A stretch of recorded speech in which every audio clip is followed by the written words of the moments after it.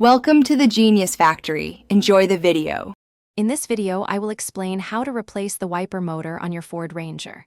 First, ensure your safety by disconnecting the negative battery cable. Next, carefully remove both wiper arms, then detach the cowl panel to access the motor.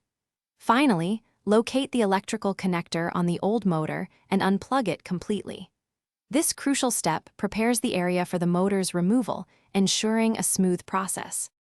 With the electrical connection removed, you can now unbolt the old wiper motor assembly from its mounting bracket. There are typically 3 or 4 bolts holding it in place.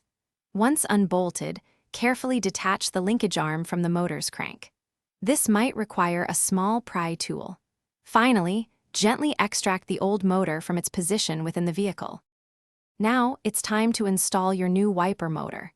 Begin by securely attaching the linkage arm to the new motor's crank. Ensure it's seated correctly. Next, carefully position the new wiper motor assembly into its mounting bracket and bolt it down firmly. Finally, reconnect the electrical connector to the new motor, making sure it clicks into place for a secure connection. With the new motor installed, it's time for the final steps. Reinstall the cowl cover and then carefully attach the wiper arms, ensuring they are in the correct park position. Reconnect the negative battery terminal. Before you go, check the description for a great deal on durable socks and other helpful links. Finally, turn on your vehicle and thoroughly test the new wiper motor's functionality to ensure everything works perfectly.